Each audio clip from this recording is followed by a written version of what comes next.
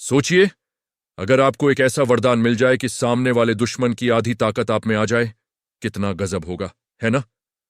किष्किंधा के राजा बाली के पास कुछ ऐसी ही शक्ति थी जिसने उसे लगभग अजेय बना दिया था। लेकिन क्या आप जानते हैं कि एक प्रसिद्ध लोक कथा के अनुसार जब इसी वरदान का सामना पवनपुत्र हनुमान से हुआ तो क्या नतीजा निकला?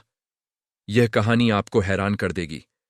रामायण की दुनिया शक्तिशाली योद्धाओं से भरी पड़ी है, लेकिन किष्किंधा के वानर राजबाली जैसा शायद ही कोई था।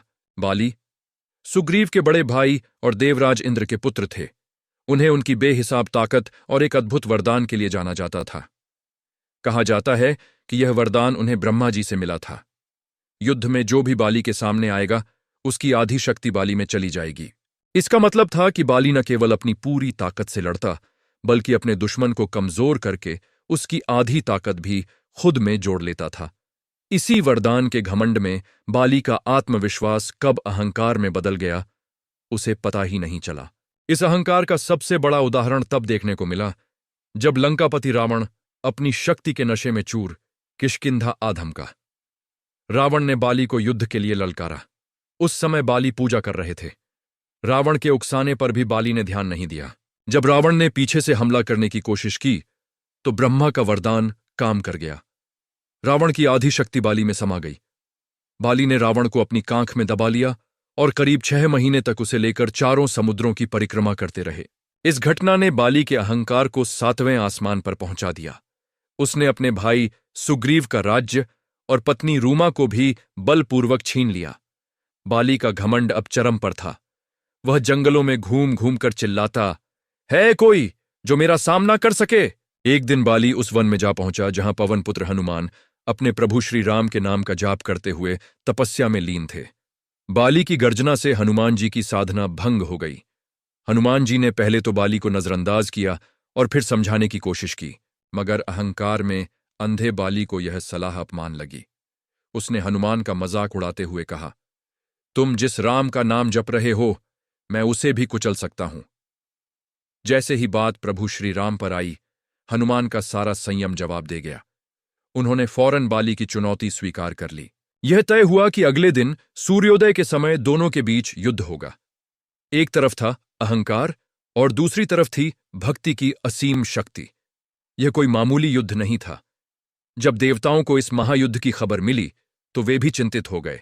स्वयं ब्रह्मा जी हनुमान के पास प्रकट हुए और उन्हें यह युद्ध न करने की सलाह दी, क्योंकि बाली के वरदान का मान रखना जरूरी था।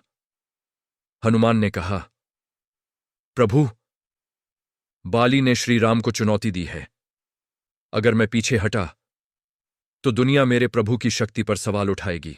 ब्रह्मा जी ने कहा, ठीक है हनुमान, तुम युद्ध के लिए जाओ, लेकिन अपनी शक्ति का सिर्फ 10वां हिस्सा ले जाओ और बाकी प्रभु को समर्पित कर दो। जैसे ही हनुमान जी ने अखाड़े में कदम रखा, बाली का वरदान सक्रिय हो गया। हनुमान की शक्ति का आधा हिस्सा बाली में समाने लगा। एक पल के लिए बाली को लगा जैसे ऊर्जा का महासागर उमड़ पड़ा हो, लेकिन अगले ही पल उसका शरीर थर थर कांपने लगा। हनुमान की शक्ति इतनी दिव्य थी कि बाली का शरीर उसे संभाल नहीं पा रहा था। उसकी नसें फूलने लगीं, मानो वे किसी भी पल फट जाएंगी। ब्रह्मा जी फिर प्रकट हुए और बोले, बाली, अगर जान बचानी है तो तुरंत यहां से भाग जाओ। तुम हनुमान की शक्ति का एक अंश भी नहीं झेल पा रहे हो। बाली जान बचाकर वहां से भागा और मीलों दूर जाकर गिरा।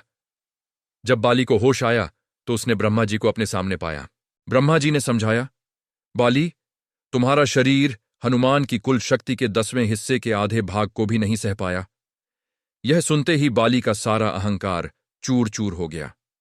वह समझ गया कि असली शक्ति विनम्रता और भक्ति में होती है। बाली ने लौटकर हनुमान से क्षमा मांगी। पवनपुत्र हनुमान बिना कोई शस्त्र उठाए सिर्फ अपनी भक्ति और तेज से ही जीत गए। यह कथा हमें सीख देती है कि शक्ति तभी तक काम की है जब तक उसके साथ विनम्रता हो। अहंकार बड़ी से बड़ी ताकत को खत्म कर देता है। आपको यह कहानी कैसी लगी? अगर आप मानते हैं कि भक्ति में ही सबसे बड़ी शक्ति है तो कमेंट में जय श्री राम अवश्य लिखें। लाइक और सब्सक्राइब करें।